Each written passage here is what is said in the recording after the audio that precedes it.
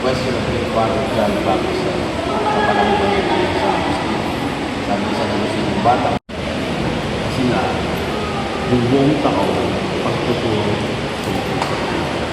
Kasi noon ang misa isa namin sa buong taon Easter sa kaya yung buong taon paghahanda yun sa mga kata. Una, dalawa yung bata. Pangatlo yung ngayon naman sa pagpapahayag ng pananampalataya.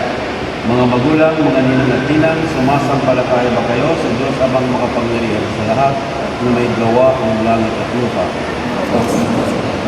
Sumasampalataya ba kayo kay Jesucristo, isang anak ng Diyos, Panginoon natin lahat? Ipinanganak ng Santa Cristo upang kasama rin niya tayo ay makapagbagong bilang ganda ng pananagutan sa pagbubugtong ng anak ayon sa manangaral. Sariwain niyo ngayon ang pangako ng kayabigan at katungkuran ng lahat ng kasamahan at kasalanan. Mga magulang, mga ninong at ninang, itinatakil ba ninyo sa opo? Sumasampalataya ba kayo sa Espiritu Santo sa banal na simbahang Katolika, sa kasamahan ng mga banal, sa kapatawaran ng mga kasalanan, sa muling pagkabuhay ng mga namatay at sa buhay ng mga lugar? Ito ang ating pananampalataya, ang pananampalataya ng ating Espiritu.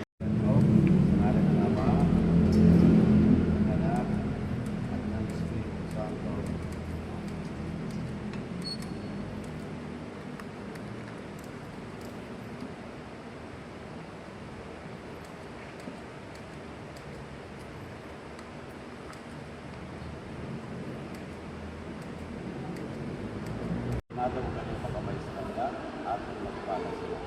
Ang mabuting naghahari ang Diyos. Ito ang tandaan ninyo. Ang sino mang hindi tumatanggap sa paghahari ng Diyos tulad ng isang maliit na bata, galit sa Jesus na makita at gusto natin sa kanila. Babayaning lumapit sa ating mga bata, pag-usapan ng Panginoon ayon kay sa mga.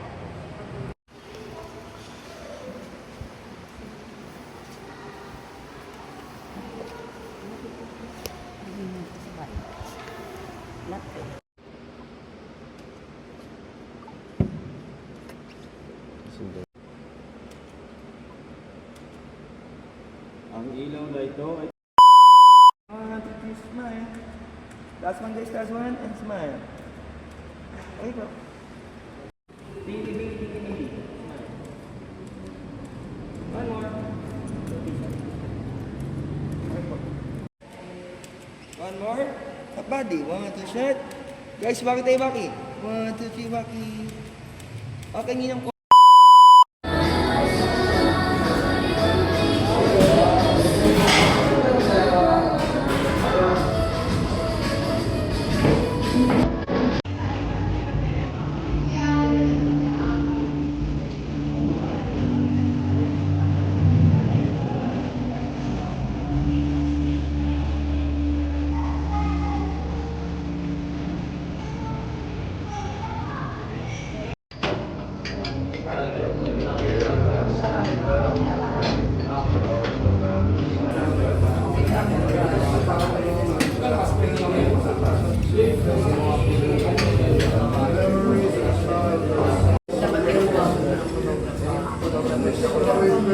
sabi